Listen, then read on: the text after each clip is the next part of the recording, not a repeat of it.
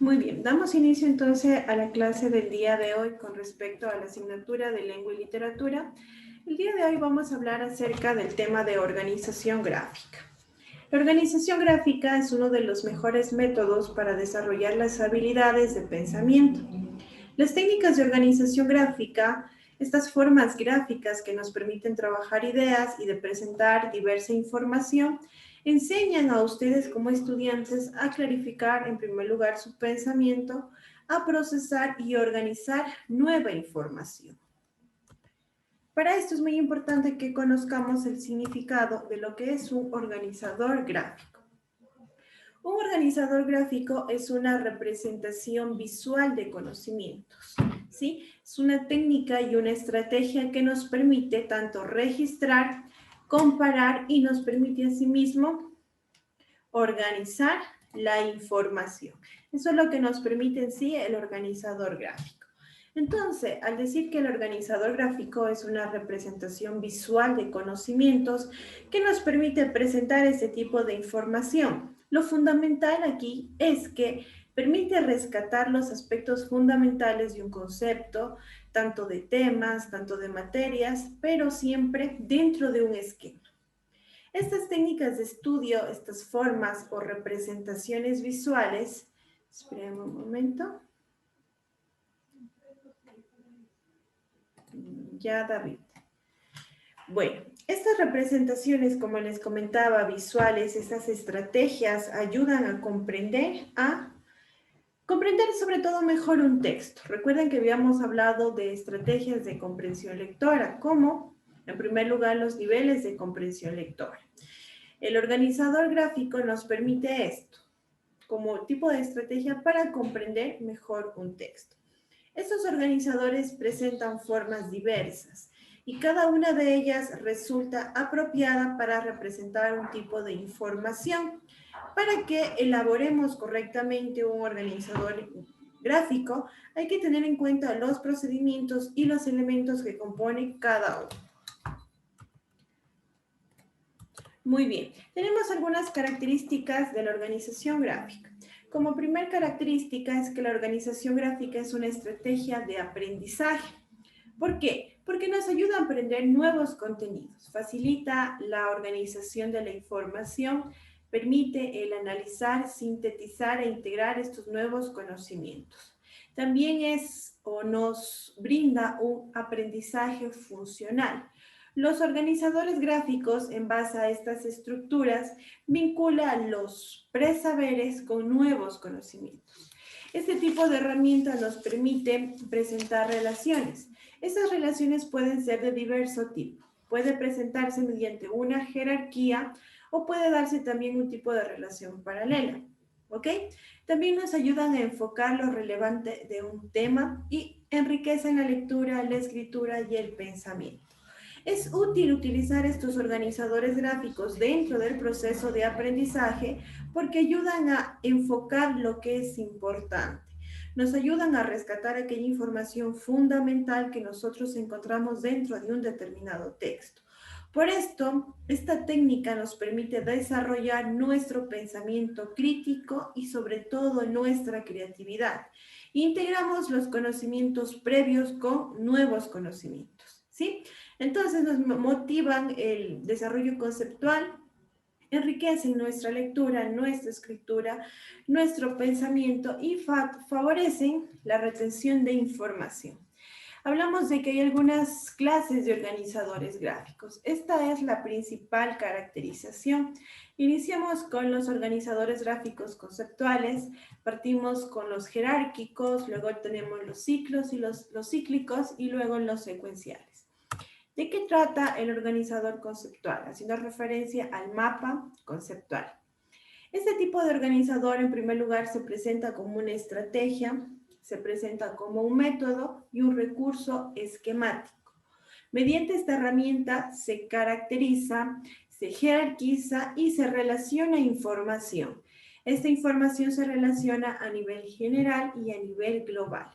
Y se forman proposiciones por medio, como ustedes lo pueden observar, de enlaces o conectores.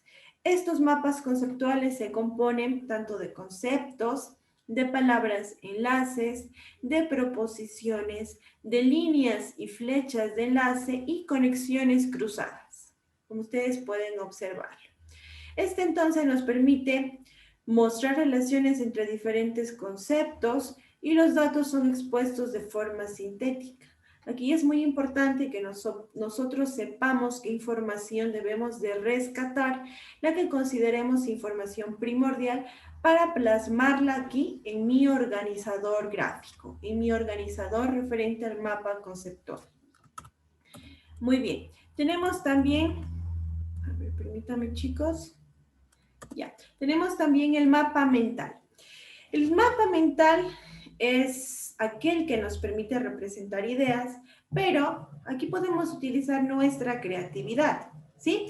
En los mapas mentales se puede identificar 4 características esenciales. Lo voy a escribir en la parte de aquí. La primera característica es el foco temático. El foco temático siempre se va a encontrar en la parte central de un mapa mental, porque de aquí van a desprender todas las ideas. El foco temático es el tema, ¿no es cierto?, central del cual yo voy a especificarme dentro de mi mapa mental. Muy bien. También encontramos lo que se conoce como, voy a ponerlo aquí, en la parte de acá arriba, como una idea, vínculo prioritario. Esta idea, vínculo prioritario, es, sin embargo, la idea principal que nosotros vamos a tener, la idea más importante que nosotros encontramos dentro del contenido de mi texto. Dentro de esta idea o vínculo prioritario encuentro otro tipo de ideas, que van a ser las ideas secundarias que están para respaldar mi idea principal. La idea secundaria yo la voy a encontrar como una especie de ramificación a partir de mi idea principal, ¿sí? Entonces aquí no puedo establecerlo, pero por ejemplo en la parte inferior, aquí tenemos una idea vínculo prioritario y aquí tenemos otra ramificación. Esta sería la idea vínculo dependiente, ¿sí? Estas son las características que en sí tiene que tener un mapa mental. Tenemos que elaborarlo en base a nuestra creatividad, podemos utilizar muchas variedades de gráficos, podemos utilizar muchos colores. Pero lo fundamental es que representemos información clave de manera organizada, de manera estructurada. Muy bien. Como siguiente organizador gráfico tenemos al organizador jerárquico, el cual habla de los organigramas. Los organigramas permiten representar de manera visual una relación jerárquica, ¿sí? Esta relación jerárquica puede ser horizontal como puede ser vertical. ¿Qué representa? Nos representa diversos componentes, ya sea de una estructura organizacional o de un tema, ¿sí? Estos organizadores empiezan con un concepto y luego incluyen un número de rangos o niveles debajo de este concepto, ¿sí? Eso significa que estos rangos o niveles tendrían una escala mucho menor en cuanto al rango jerárquico.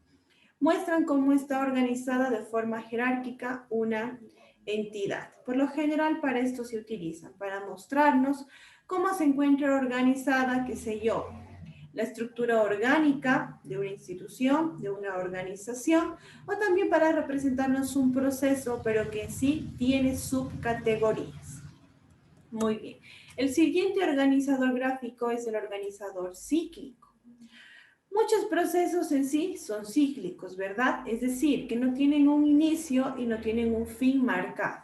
Estos procesos se repiten y se repiten, ¿sí? Por eso es que son cíclicos y se presenta de la siguiente manera, como aquí en el ejemplo del ciclo de la materia. Como ustedes pueden observar, es un proceso que se va a seguir repitiendo y repitiendo, ¿sí?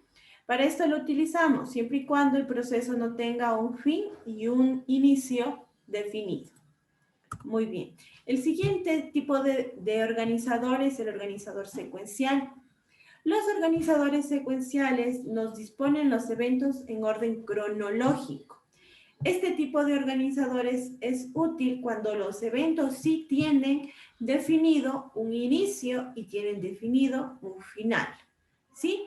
Dentro de estos organizadores secuenciales encontramos al diagrama de flujo y a la línea de tiempo. En cuanto al diagrama de flujo, se conocen con este nombre las técnicas utilizadas para representar la secuencia de instrucciones de un algoritmo o los pasos de un proceso. Para esto nos sirve el diagrama de flujo, para representar de manera visual cuáles serían los pasos que un determinado proceso tiene. Por lo general, estos diagramas de flujo encontramos en los manuales de procesos que una organización o una institución maneja, ¿sí? Por ejemplo, cuando hablamos del óvalo, se establece el proceso de que inicia o de que finaliza. O también el del rombo se establece si yo tengo que tomar una decisión. ¿Sí? Muy bien. El siguiente es la línea de tiempo. La línea de tiempo nos permite identificar unidades de medida. ¿Sí? Es decir, vamos a representar una secuencia de eventos sobre un tema, de tal forma que se va a visualizar con mucha claridad la relación cronológica o temporal que vamos a tener entre los diversos eventos que se van a representar en una línea de tiempo. Para ello es muy importante que nosotros sepamos identificar lo siguiente. En primer lugar, que sepamos identificar unidades de medida de tiempo, como lo son el siglo, la década, el año, el mes. También debemos de saber comprender cómo se establecen las divisiones de tiempo. Estas divisiones se establecen ya sea por eras, por periodos o por épocas, ¿sí? También se debe de saber utilizar las convenciones temporales. Estas convenciones temporales son, por ejemplo, ayer, hoy, mañana, antiguo, moderno, ¿sí?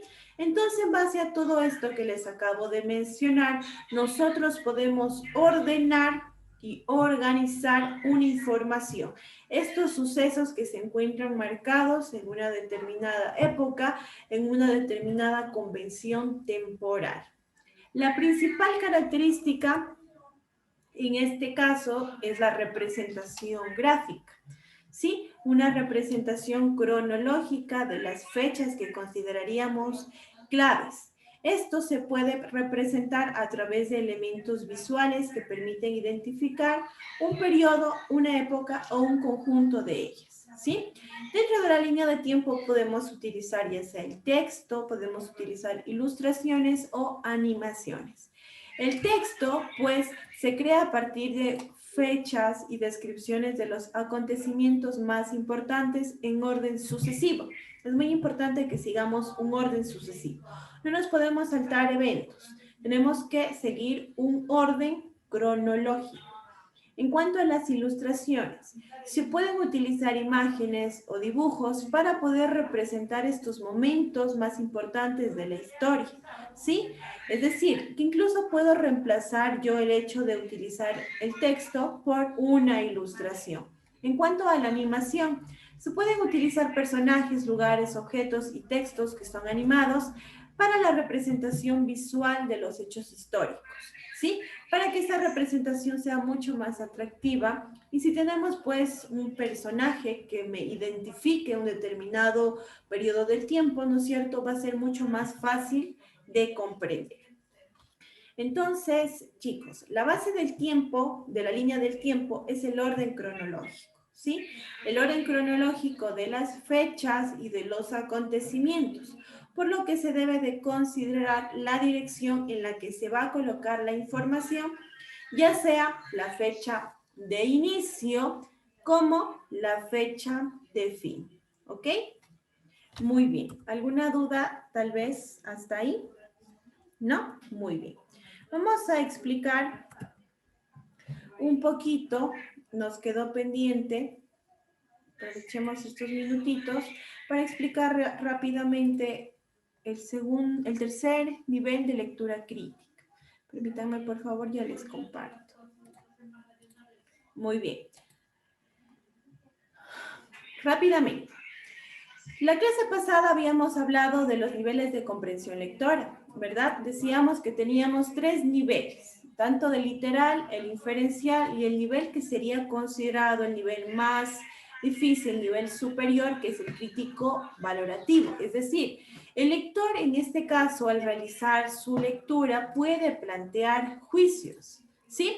Cuando hablamos de una lectura crítica, nos referimos a un análisis profundo de un texto que únicamente no se contenta con descifrar lo que dice, sino que se da esta tarea de entender los puntos de apoyo, de descubrir posibles ideas, contraargumentos, mensajes implícitos, e incluso de interpretar este contenido desde diversos puntos de vista. ¿Sí? De esta manera, una lectura crítica trabaja lo que nosotros consideramos como pensamiento crítico. Lo que nos permite elaborar una lectura de nivel crítico es un juicio de valor, una opinión que yo me genero en base a lo que leo, ¿sí? Una opinión crítica. Muy bien. La lectura crítica hace referencia a una lectura cuidadosa, activa, reflexiva y analítica. Como les comento, se relaciona directamente con el pensamiento crítico. Este pensamiento, considerado como la técnica para evaluar la información que dentro de un contexto yo tuviese. En la práctica, la lectura crítica y el pensamiento crítico van de la mano, ¿sí? Las características que podemos mencionar básicamente del nivel crítico valorativo son las siguientes.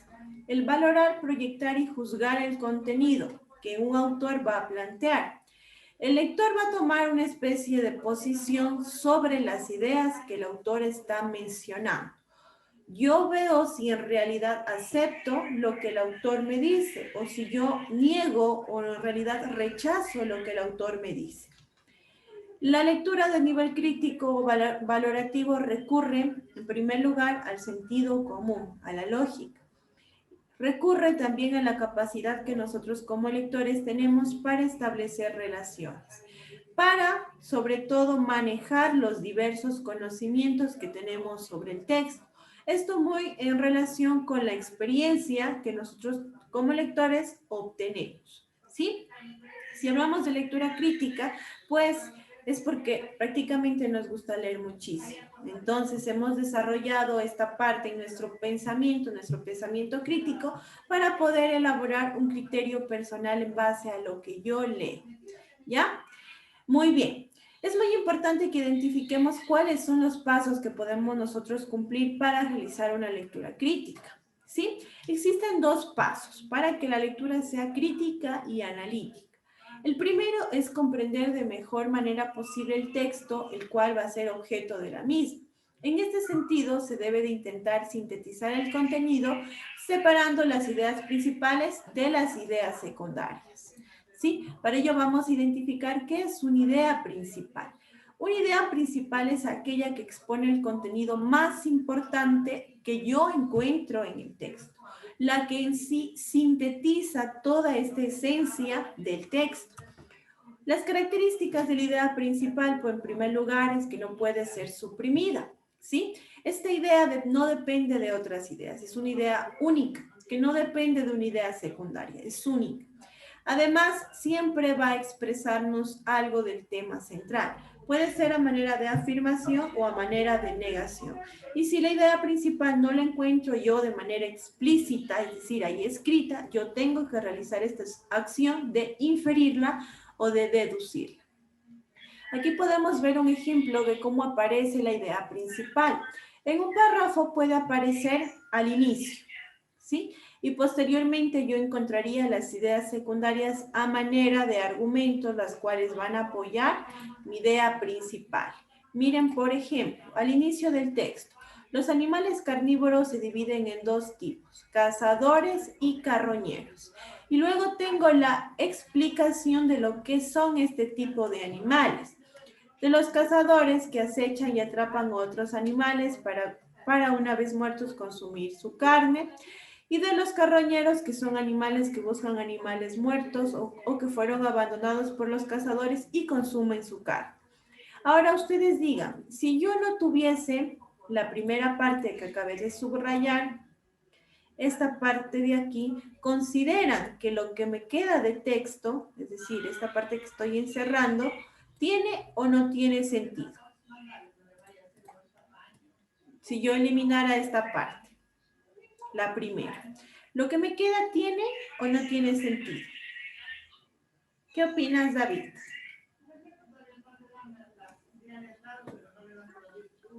Sí, tiene el... Parece que David está con el internet bastante congestionado. Evelyn, ¿usted qué opina? Si digo que la idea principal no depende de otras ideas, es decir, que no puede ser suprimida, ¿usted cree que lo que me queda aquí tiene sentido? Sí. ¿Qué opina? ¿Sí o no? Sí.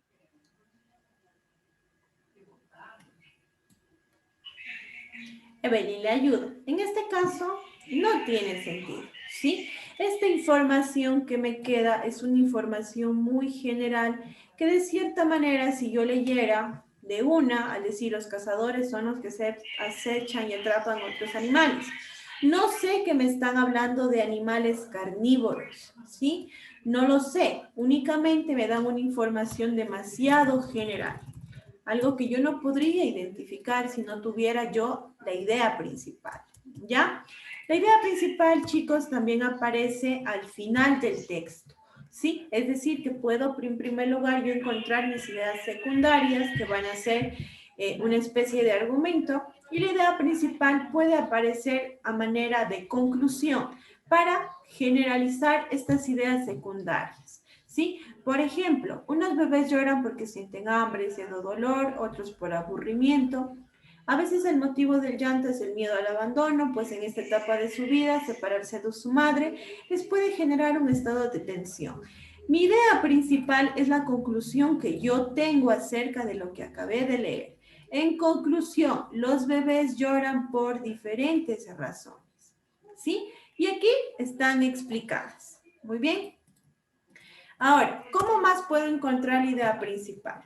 Como vimos, puede estar al inicio como puede estar al final, pero hay veces que la idea principal no está escrita, ¿sí? No está explícita, sino está implícita. Por ejemplo, aquí nos dice, el oso panda gigante es muy similar al oso común, pero con un pelaje blanco, largo, denso y de aspecto lanoso. Además, sus orejas y la zona de sus ojos, entre otras partes, son negras. Una peculiar característica la constituye el conocido falso pulgar de panda. Me preguntan, ¿cuál sería la idea principal? Yo sé que no está escrita, es decir, que no puedo decir lo mismo que tengo aquí. Entonces, consideraría yo que la idea principal sería las características del oso panda. ¿Sí? Esta sería la idea principal. No está aquí escrita. Muy bien. El siguiente paso que en este caso tenemos para realizar una lectura analítica, en primer lugar, es intentar separar aquello que sea valoración del autor de lo que es un hecho comprobado, ¿sí? En este caso puede suceder que existan dificultades porque el manejo de una hipótesis, de un juicio de valor, puede llevar a un recorte de datos. Nos van a presentar información sesgada que tal vez consideraremos que no sería verdad, ¿ya? Entonces, vamos a leer otra bibliografía, otra fuente que trate el mismo tema. Para ello se debe de repetir lo mismo que realizamos en el paso anterior. Intentamos lograr una comprensión global del texto, una comprensión cabal. Finalmente conviene realizar una comparación entre los datos, en este caso, y las argumentaciones que tenemos en la primera lectura y la segunda lectura que yo haría en un segundo texto. Entonces aquí yo me puedo dar cuenta, sí que tal vez lo que me dijo el autor del texto número 1 infiere con lo que me dice el autor del texto número 2. Si hay relaciones, si tal vez al texto número 1 le faltó ampliar información y en el texto número 2 tengo información que en el texto número 1 no tengo. Entonces realizo yo esta comparación para poder determinar. Esta comparación que yo realizo ya es una lectura crítica. Porque doy mi opinión, doy mi juicio personal, ¿sí? Muy bien. Esto sería entonces, mi estimada Evelyn. David ya nos abandonó, parece que está con problemas de conectividad. Entonces, coménteme si hay tal vez alguna pregunta con lo que acabamos de hablar.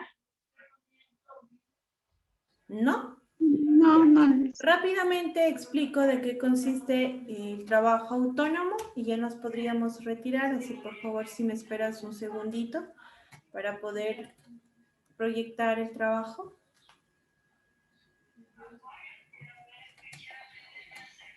Yo ya lo Me realicé. lo han entregado. Déjeme ver quién me lo entregó. ¿Fuiste tú? No, todavía no lo envío hoy día. Ha Estamos sido Don Juber. A ver.